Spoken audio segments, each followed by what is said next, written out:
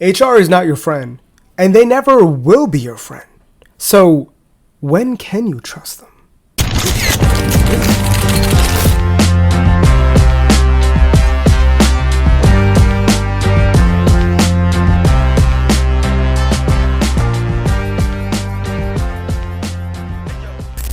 My name is Professor Corporate, and I'm the founder of the Corporate Clapback Academy, where I teach you how to put toxic people at work in their place, but professionally, so that people stop walking all over you. And this is episode 1 of what I'm calling Office Hours, where I spend a little bit more time answering questions and comments that you guys leave on my social media videos so that you guys could actually learn how to put the things that I teach you into practice at your job. And before I read this comment, let me give you a little bit of context, because recently I made a video on Instagram and TikTok where I basically explained that people need to be a lot more careful with who they trust at work, especially when it comes to HR, because I had come across a video recently where an employee was really frustrated by dealing with a toxic manager, and they had basically ran to HR to complain about them, and a week later, they ended up getting fired instead. So the comment says, "Oh my God, I'm going through a situation with my manager who's very toxic, and HR is helping with the issue as I'm not the only one going through this. My question is, we shouldn't trust HR at all?" So I wanted to make a longer video on this topic because honestly, it's not as easy as just saying you can never trust HR. Obviously, there are going to be good HR people, just like there are good employees in general, but it really depends on the circumstances. So my number one rule when it comes to when you should go to HR is you have to have more receipts than whoever it is you're complaining about. Because no matter what anybody tells you, if it comes down to your word versus a toxic manager's word, no matter how abusive they may be, they're going to pick their side 9 times out of 10. And look, I know that sucks and I wish it was different, but we both know that that's the harsh reality of what corporate America is. And the first step to improving your position in corporate America is to acknowledge those things so that you know how to work around it. So how do you go about actually getting receipts when you're dealing with a toxic coworker or even a toxic manager? Well, the first step is you have to try to make sure that all of these interactions that you're talking about shift to some form of writing. And if these things are taking place in a live setting where you're talking to them on a phone call or in a meeting, one of the steps you could do is to proactively send a recap email that talks about what just happened. So for example, let's say your manager is yelling at you for something that they supposedly told you to do, and maybe they either forgot to tell you or they just straight up made it up. One of the things that you can say via email after the fact, instead of arguing back and forth, is saying, "Hey, I appreciated connecting earlier. I'm not sure where the confusion stemmed, but I want to make sure that we're aligned moving forward. Can you help me understand the system in which we should proceed so that this doesn't take place again?" And an email like this does a bunch of things. 1, you created a receipt and a paper trail that references something that you guys talked about in a live setting.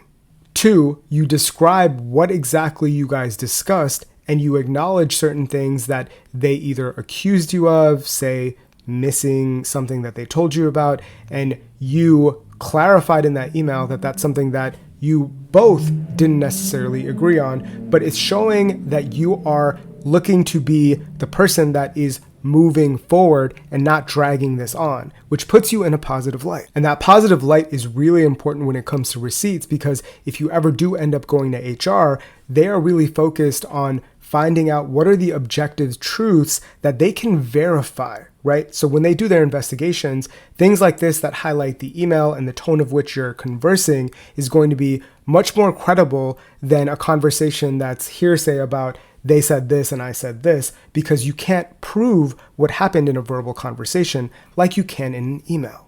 And again, this is really important because when it comes down to you versus a manager, if you don't have anything that supports your argument in writing, they're going to pick the manager every time. But just because you have receipts doesn't mean you can always trust HR. So the second thing that you have to take into consideration when it comes to should you or should you not go to HR is, what are you actually looking to complain about? Because one of the most important skills that you will need to learn in order to navigate corporate America and all the corporate politics that you are going to encounter is understanding how to pick your battles. Because there is a scale of things that comes up at work, and it is your job to determine, is this worth your time and energy? And they're not going to help you with this because no matter how terrible this is, think about how often people must experience this in corporate America.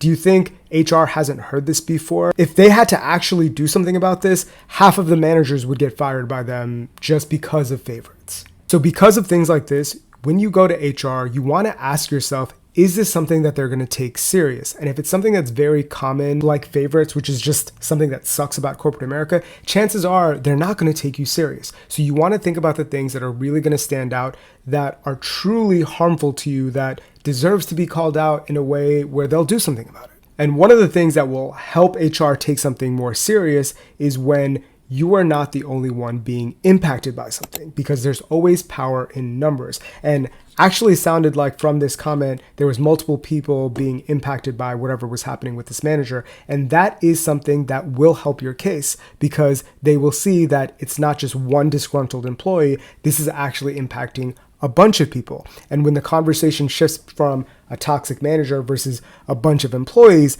it's not so easy for them to automatically side with the toxic manager. And this is just a basic principle of trust, because chances are there's not going to be 5 or 6 people making something up versus the voice of just one toxic manager. So this is really helpful when you're able to aggregate other people who have experienced similar things to you. But the thing that you need to be extremely careful of is you want to make sure that when you are going around finding out if anybody has experienced something similar to you, that they're not tight and buddy-buddy with that toxic manager, because what you don't want to have happen is for them to figure out that you're trying to build a case against them and they just threw you under the bus. Which leads me to one of my last points. HR is not your friend, but neither is anybody else. And you should never get that twisted. The best thing that you could do to protect yourself at work is to look out for yourself, because no one will have your back as well as you can.